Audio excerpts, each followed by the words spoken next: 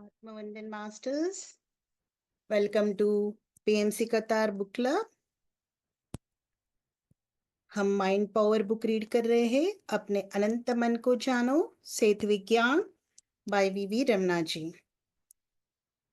तो हम mind power के भौतिक वास्तविकता इस भाग में हैं। तो आगे बढ़ने से पहले मास्टर्स हम थोड़ी देर मास्टर सेत की एनर्जी के साथ कनेक्ट होंगे। एक आरामदायक पोजीशन में बैठ जाइएगा। हाथों को क्रॉस करें, पैरों को क्रॉस करें और अपनी कोमल सी आंखों को बंद करें। और इस ज्ञान को, सेत विज्ञान को आत्मसात करने के लिए जो भी शक्ति स्थिति चाहिए वो मुझ में आ जाए। इस इंटेंशन के साथ थोड़ी देर ध्यान से बैठिएगा, शांति से बैठिएगा मास्टर्स, और सेत मास्टर्स के एनर्जी के साथ, उनकी ऊर्जा के साथ जुड़ जाइएगा।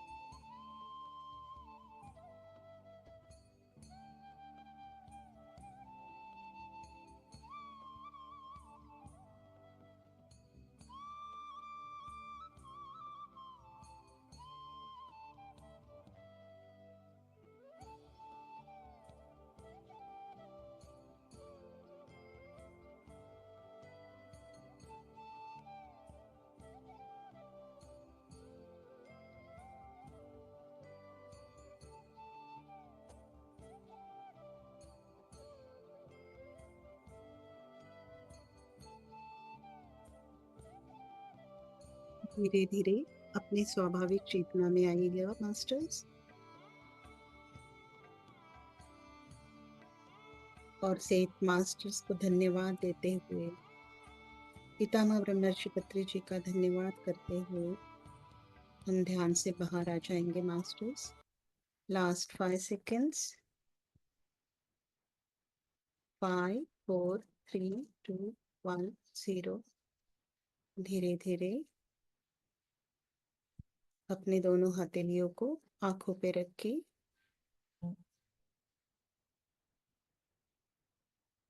जब भी आपका मन करे आप ध्यान से बाहर आइएगा। Thank you masters.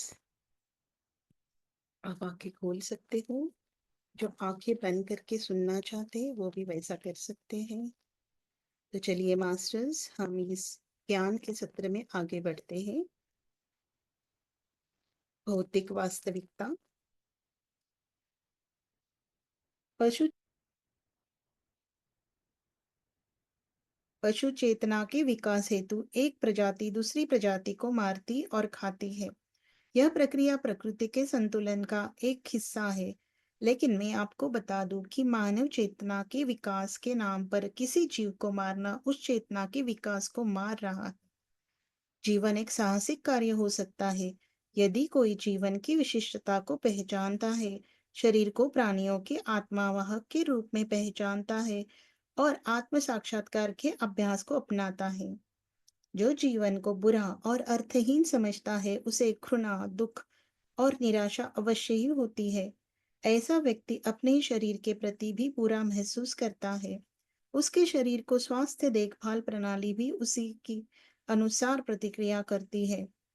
इस तरह के प्रकृति वाले लोग जीर्ण क्रोनिक बीमारियों से शिकार होते हैं। कोई भी जानवर अपनी भोजन आवश्यकता से परे अन्य जानवरों को अंधाधुंध मारने वाला नहीं है। जानवर प्रकृति का पालन करना सुनिश्चित करते हैं। जीवित चीजों के विकास के दौरान पशु अपनी आबादी को नियंत्रित करते हैं। बिल्लियां और चूहे एक ही प्रजाति के हैं। जानवरों को कोई संदेश देने की जरूरत नहीं है, वह स्वभाव से प्रकृति को पूरा करते हैं। आप सोच सकते हैं कि हिंसा ही इसका उत्तर है, पर यह सच नहीं है। हिंसा की प्रक्रिया में शरीर, मन, आंतरिक ऊर्जा व चेतना प्रभावित होती है। हिंसा पृथ्वी और उसकी प्रजातियों की गतिशीलता को प्रभावित करती है। युद्ध, नस्लीय तनाव और क्षेत्रीय पूर्वाग्रह सभी चेतना की विकासवादी प्रकृति के विपरीत है। पृथ्वी पर सभी मानव जाति को वसुधैव कुटुंबकम की तरह रहना चाहिए और अपनी चेतना का विकास करना चाहिए। आप प्रकृति हो। हिंसा के लिए हिंसा, नफरत के लिए नफरत जवाब नहीं है। यदि एक जाति के लोग युद्ध में मारे जाते हैं, तो जो जीवित है वह बाद में किसी अन्य घटना में मारे जाते हैं। प्रकृति, जीवन और पृथ्वी के खिलाफ हिंसा सबसे बड़ा अपराध है। आपके शरीर में वायरस और बैक्टीरिया भी प्राकृतिक गतिकी का अनुसरण करते हैं। अगर वायरस और बैक्टीरिया आपके शरीर की कोशिकाओं को अंधाधुंध मार दे, तो आपका शरीर टूट जाएगा। आपके शरीर में गुणतंत्रों की संख्या, कोशिकाओं की संख्या, रक्त कोशिकाओं की संख्या एक व्यवस्थित गणना के अनुसार मौजूद होती है। आपकी जनसंख्या आपके अंतर्ज्ञान द्वारा नियंत्रित होती है। सभी जीवित चीजें अपने अंतर्ज्ञान से जुड़ी हुई है। जैसे जैसे एक प्रजाति की आबादी बढ़ती है, दूसरे जानवर इसे नियंत्रित करने के लिए उन्हें मार देते हैं। पार्थिव जगत में प्राणी किसी भी परिस्थिति में अपनी सीमा नहीं लांघते। उनकी चेतना बहुत स्वाभाविक रूप से विकसित होती है। मानव जाति अपनी चेतना के विकास की उचित जिम्मेदारी लेने में विफल रहती है। परिणाम स्वरूप आपकी मानव जाति को अनेक प्रकार की समस्याओं का सामना करना पड़ता है। वर्तमान में लोग अपनी जनसंख्या को नियंत्रित करने के लिए बीमारियों, युद्धों और प्राकृतिक आपदाओं का सहारा ले रहे हैं। आपका शरीर भौतिक घटनाओं और जीवन के अनुभवों से अटूट रूप से जुड़ा हुआ है।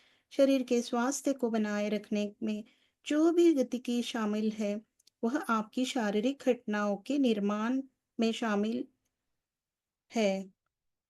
यह ऐसा है कि आपकी इच्छा शक्ति, कल्पना शक्ति, इच्छाएं तथा भावनाएं भौतिक घटनाएं पैदा कर रही है। आपका शरीर भी एक देखभाल प्रणाली बना रहा है। आपका मस्तिष्क कल्पना करता है, भौतिक घटनाओं को आकार देने में सक्रिय भूमिका निभाता है और वह अंतर्ज्ञान से भौतिक तल पर परिवर्तित हो जाती है। आपका मस्तिष्क आंतरिक ऊर्जा को भौतिक घटनाओं में परिवर्तित करने में वही काम करता है जो टीवी आपके घर में ध्वनि और दृश्य रूप में विद्युत चुंबकीय तरंगों को दिखाने के लिए करता है। शरीर कोई उपकरण नहीं है, मांस का ढेला नहीं है। शरीर आत्मा को ले जाने वाला वाहन है। शरीर में आत्मा के सार में चेतना का पदार्थ छिपा है। जागते समय आप जिन विश्वास, विचार, इरादे, भावनाओं को अपने मन में रखते हैं, वह तुरंत शरीर के स्वास्थ्य को प्रभावित करते हैं। आप शरीर की विशिष्टता को अनदेखा करके अध्यात्म को प्राप्त नहीं कर सकते। आपकी शब्दावली में इसका अर्थ है कि शरीर एक जीवित, गतिशील आत्मा है। आत्मा किसी भी रूप में हो सकती है। कुछ कुछ हालात में शरीर को पहनना पड़ता है, कुछ हालात में ऊर्जा रूप में भी होती है। शरीर लगातार अपने आप को ठीक होता रहता है। बाह्य रूप से शरीर को किसी औषधि या किसी सहायता की आवश्यकता नहीं होती है। दूसरे शब्दों में, आत्मा को धारण करने वाले शरीर में स्वयं को ठीक करने की अपार शक्ति होती है। आपके शरीर में परमाणु और अणु मिलकर एक कोशिका बनाते हैं। कोशिका के रूप में परमाणुओं या अणुओं का एक समूह है। चेतना के विकास के लिए सभी परमाणुओं के अलग अलग लक्ष्य है। जब आत्मा आपके शरीर को छोड़ती है तो यह परमाणु अन्य शरीरों में प्रवेश करते हैं और वहां विकसित होते हैं। आपकी आंतरिक ऊर्जा, अणुओं, परमाणु और शरीर आपके मस्तिष्क और आपके शरीर में निहित सभी चीजों को नियंत्रित करती है। यह सभी आपकी आंतरिक ऊर्जा से जुड़े हुए हैं और एक सामान्य लक्ष्य की ओर विकसित होते हैं। वही ऊर्जा जो चमेली या गुलाब को चलाती है, आपके शरीर का मार्गदर्शन करती है। आपकी आंखों के लिए शरीर जितना ठोस है, उतना ही ठोस आपके विचार और इरादे होते हैं। आपके विचार आपके अंतर्ज्ञान को स्पष्ट रूप से दिखाई देते हैं। आपके विचार स्वाभाविक रूप से आपके बालों की तरह विकसित होते हैं। आपके विचारों के प्रति निरंतर सतर्कता की कमी के कारण आपके जीवन में आने वाली चुनौतियों का समस्या माना जाता है।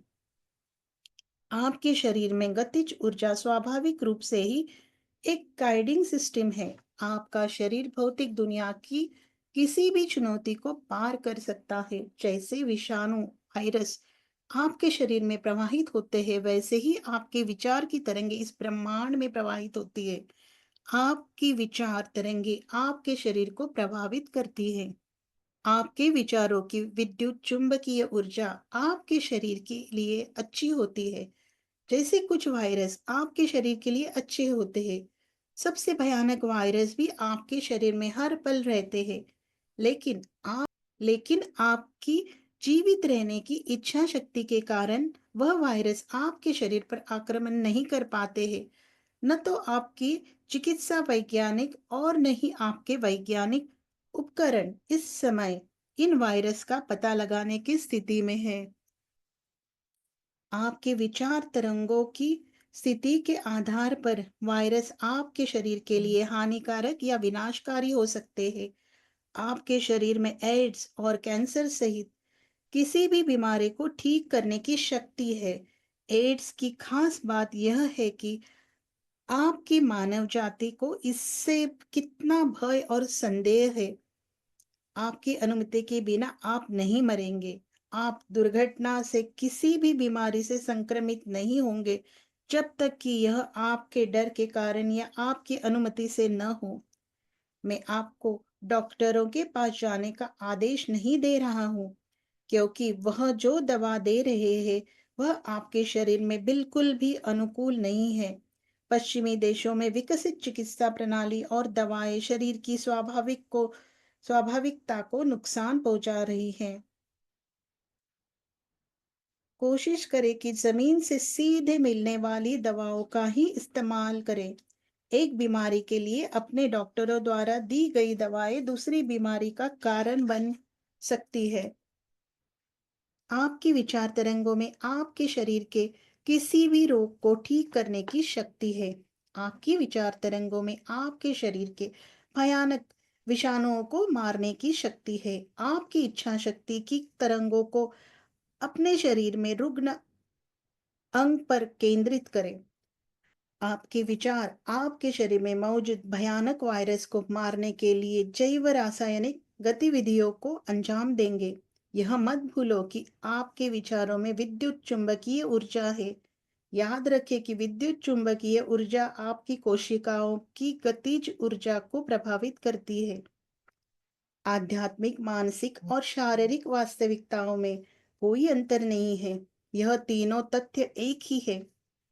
अगर आपको लगता है कि कोई अंतर है, तो आप अभी तक शरीर में निहित आत्मा की शक्ति को नहीं समझ पाए हैं। मृत्यु के बाद शरीर छोड़ना, दूसरे शरीर के साथ पुनर्जन्म होना एक बहुत ही स्वाभाविक प्रक्रिया है। आपके विचारों का आपसे उभरना और उनकी शक्ति के अनुसार विभिन्न स्तरों में भौतिक वास्तविकता बनना भी बहुत स्वाभाविक है। इस आत्मा के लिए अन्य आयामी शरीर वाली अन्य संभावित आत्माओं में विकसित होना भी एक बहुत ही स्वाभाविक प्रक्रिया है। आपके मन से निकलने वाली विचार तरंगे स्वाभाविक है। वह इस प्रकृति का हिस्सा है। मृत्यु के बाद फिर से जन्म लेने से पहले यह बहुत ही स्वाभाविक क्रिया है कि जीवन हर समय वर्तमान क्षण में चलता रहता है। चेतना विकसित होती है क्योंकि प्रकृति के भीतर समाहित है। आप अपने भीतर चेतना विकसित कर रहे हैं। चेतना आपके पूरे शरीर में व्याप्त है। सारा शरीर आत्मा से भरा है। आपके शरीर की हर कोशिका में एक मन होता है। हर कोशिका, सेल छोटे दिमाग की तरह व्यवहार करती है। ज्ञान हर कोशिका में जमा होता है। एक कोशिका विकसित होती है और अन्य कोशिकाओं के विकास में योगदान करती है। प्रत्येक कोशिका विकसित हो रही है, अपने व्यक्तित्व और विशिष्टता को बनाए रखती है।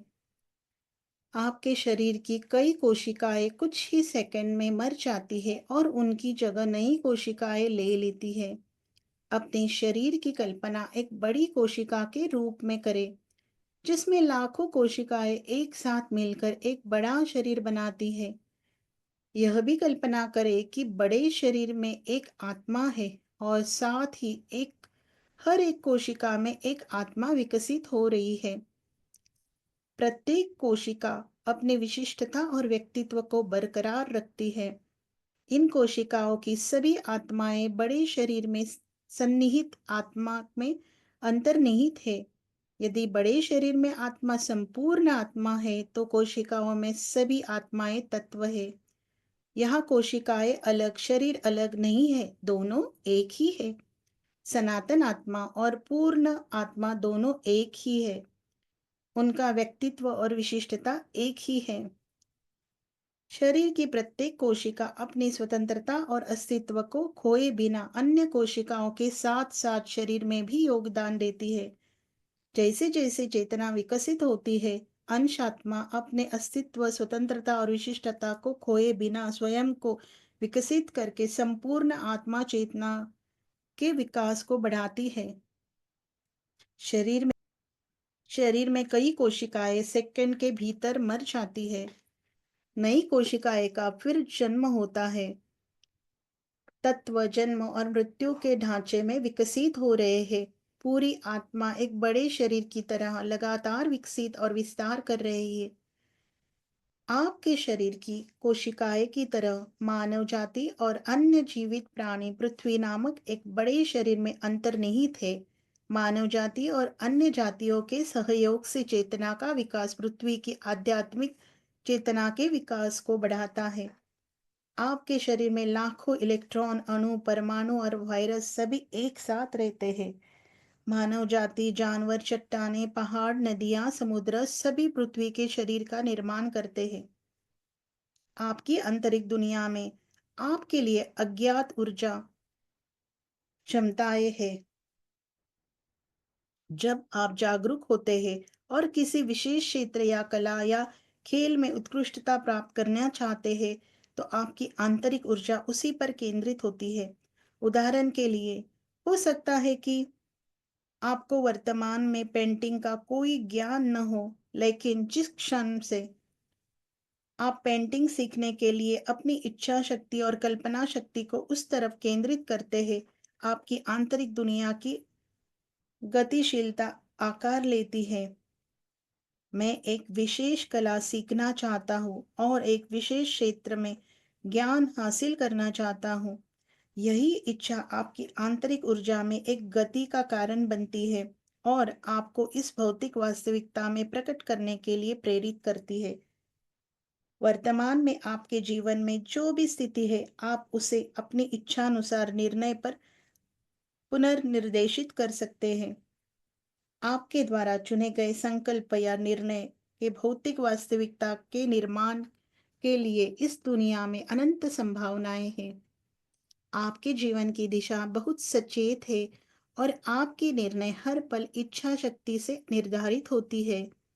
मैं जीवन निर्धारित अवसरों की दिशा में यात्रा करता हूँ, यहाँ तक कि एक शक्तिहीन व्यक्ति जो यह नहीं जानता कि मैं जीवन में क्या करना है, अपने सभी निर्णय लेता है। हर पल अपने जीवन की दिशा बदलने के लिए अनंत अवसर आपका इंतजार करते हैं। एक बार जब आप निर्णय ले लेते हैं तो आपकी आंतरिक ऊर्जा आपके भौतिक अनुभव की ओर प्रवाहित होती है और भौतिक वास्तविकता का निर्माण करती है। भौतिकीय दुनिया में आप अपने लिए कुछ नैतिक मूल्य रखते हैं। उस ढांचे के भीतर रहने की कई सीमाएं हैं। आप अपने आप को कुछ विश्वास का श्रेय देते हैं कि केवल युवा ही सबसे अद्भुत जीवन है, कि मोटापा एक अभिशाप है और यह कि गरीबी आध्यात्मिकता का निकटतम मार्ग है। किशोरावस्था में आध्यात्मिकता की आवश्यकता नहीं होती है और वृद्धावस्था में ही इसकी आवश्यकता होती है। आप सोच सकते हैं कि अमेरिका में पैदा होना बहुत भाग्यशाली है और अफ्रीका या सोमालिया में पैदा होना एक अभिशाप है। यह सभी मान्यताएं आपके सीमित ज्ञान के कारण बनी है। यह सब सिर्फ मुखौटे है जो कि आपकी वास्तविकता को ढकते हैं। युवावस्था और वृद्धावस्था सहित जीवन के सभी चरणों का चेतना के विकास में बहुत महत्व है। चाहे आप अमेरिका में पैदा हुए हो, अफ्रीका में पैदा हुए हो या किसी और देश में पैदा हुए हो, पृथ्वी एक है। पृथ्वी चेतना का विकास समान है। जन्म लेने से पहले आपको ऐसी जगह या देश का चुनाव करना होता है जो आपकी चेतना के विकास के लिए उपयुक्त हो। मानसिक, शारीरिक और आध्यात्मिक रूप से सभी राष्ट्रों या पृथ्वी के सभी क्षेत्रों की स्थिति समान है। आपके वैज्ञानिक आपके जीवन के सभी चरणों का पता लगाने में विफल रहे हैं। जीवन के गतिशील विकास के अध्ययन के लिए सार्वभौमिक रूप से स्थापित मानदंड क्राइटेरिया सही नहीं है। आध्यात्मिक प्रामाणिकता का सहारा लेना होगा। आपका समाज बुजुर्गों को कमजोर और बेकार मानता है, तदनुसार उन्होंने भी ऐसी आस्था की व्यवस्था बना ली है और दयनीय जीवन व्यतीत कर रहे हैं। दुर्भाग्य से पृथ्वी पर कोई आध्यात्मिक गुरु नहीं है जो उनका सही तरीके से मार्गदर्शन कर सके। अपनी अज्ञानता के कारण आप बुजुर्गों को तिरस्कार की दृष्टि से देखते हैं।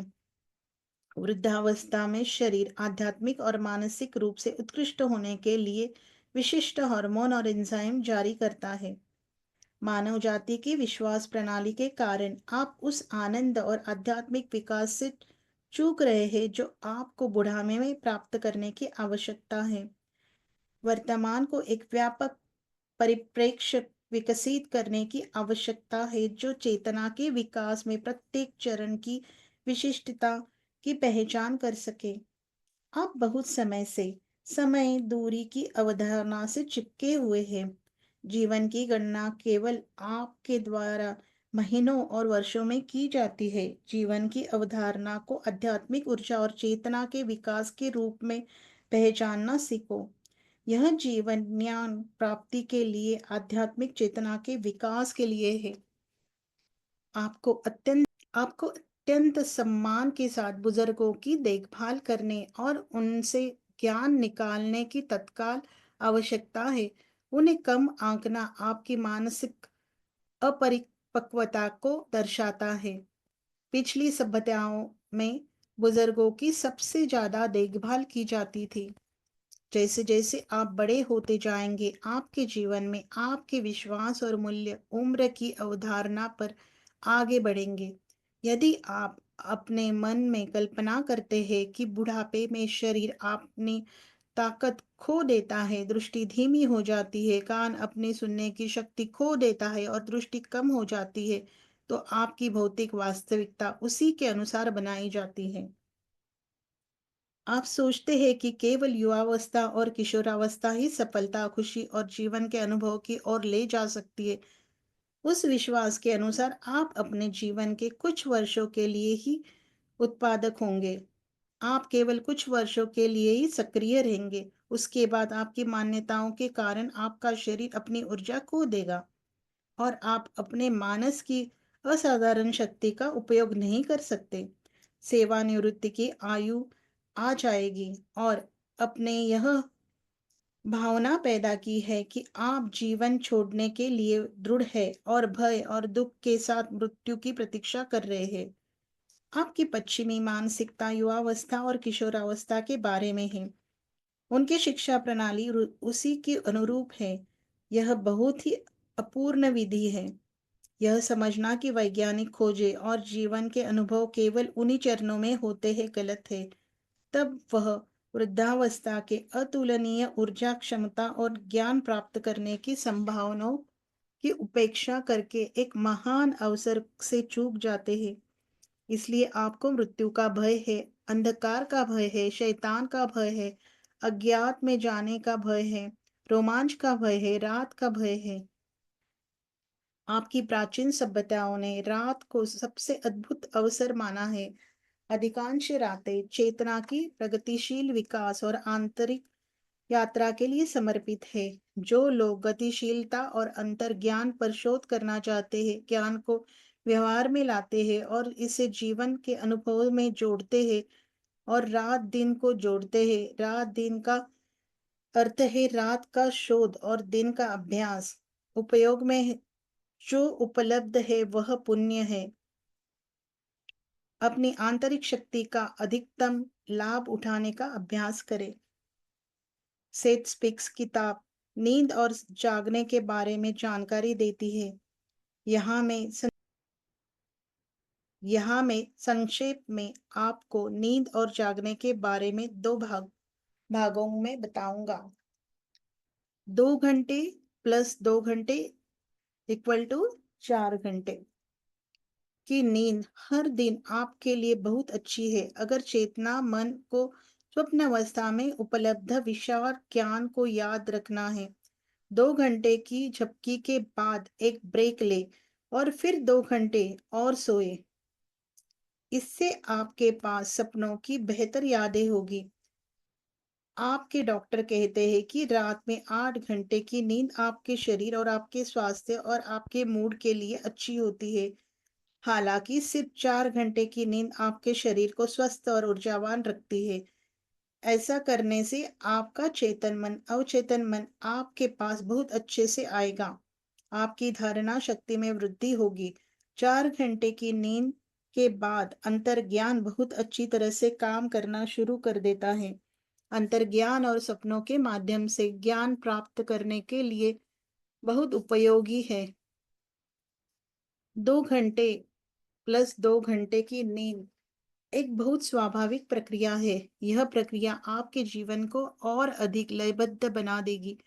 यह आपके जीवन में आत्म मूल्य की एक अद्भुत भावना लाती है। शरीर शरीर स्वास्थ्य देखभाल प्रणाली को बहुत स्वचालित रूप से विकसित करता है। समय के साथ शरीर उन एंजाइम, हार्मोन और रसायनों को छोड़ने की क्षमता हासिल कर लेता है जिनकी उन्हें जरूरत होती है। कम समय सोने से आपके तन और मन में से आलस्य दूर होता है। जीवन भौतिक अनुभव और चेतना का विकास एक क्रमबद्ध लय में होता है। यह आंतरिक और बाहरी दुनिया के बारे में ज्ञान प्राप्त करने के लिए बहुत उपयोगी है। कम नींद लेने के कई फायदे हैं। आपका चेतन मन बहुत आसानी से फैलता है। आपका मानसिक विकास बढ़ता है।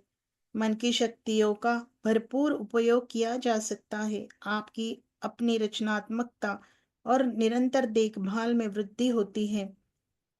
सपने आपके द्वारा अच्छी तरह से याद किए जाते हैं। ताकि आप जान सके कि आंतरिक दुनिया क्या है। आप जानते हैं कि आप न केवल यह शरीर है बल्कि असीम आंतरिक शक्ति वाली आत्मा भी है। आप जीवन के अर्थ और महत्व को समझते हैं। मृत्यु का भय दूर हो जाता है। यह आंतरिक दुनिया के ज्ञान को भौतिक वास्तविकता में लाने का मार्ग प्रशस्त करता है। अपनी बुद्धि और निर्णय क्षमता को बढ़ाने के लिए सपनों के विशाल ज्ञान को अपने भौतिक अनुभव में लाना संभव है। यदि आप अपने सपनों में बहुत बुद्धिमान, सक्रिय, जिम्मेदार और परिपक्व है, तो जागृत अवस्था में आप भौतिक दुनिया में भी इसी तरह के उदाहरणों को महसूस कर पाएंगे।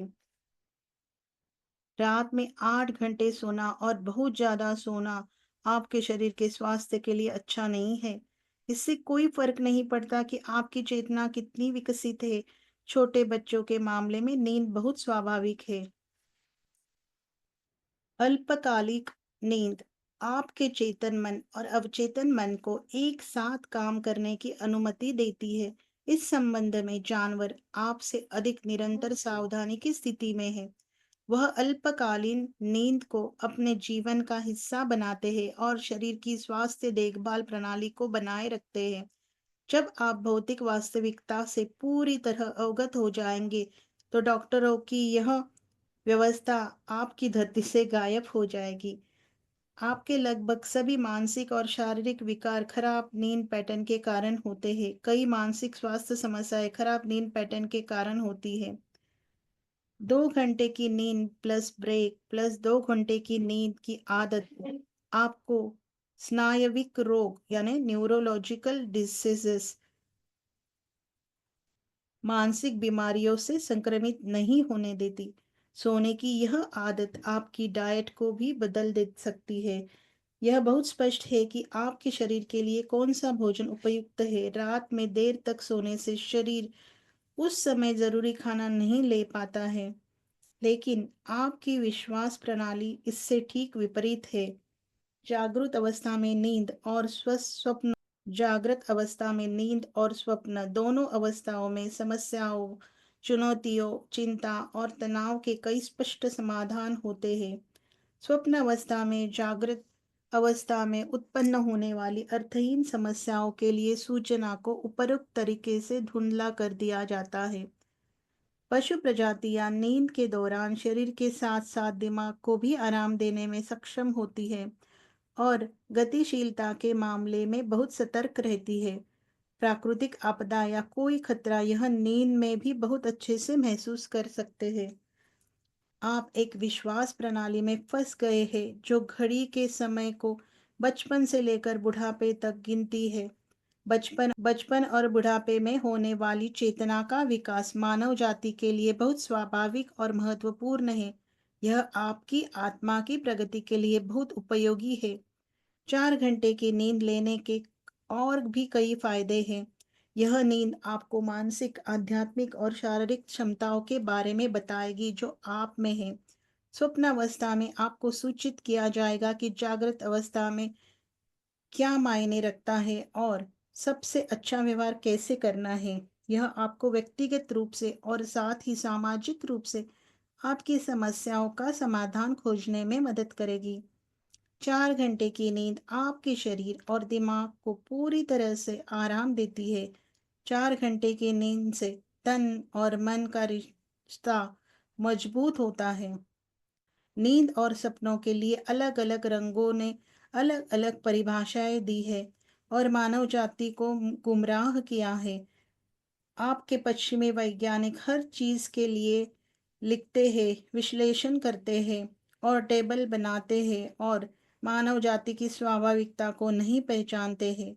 पश्चिमी समाज में ये कहावत है, खाली दिमाग शैतान की कार्यशाला है, जो गलत है। सोना, सपने देखना और अपनी आंखों को आराम देना उन्हें समय की बर्बादी जैसे लगता है। आपको याद दिला दूं कि गतिशीलता के विकास में विश्राम भी महत्वपूर्ण है।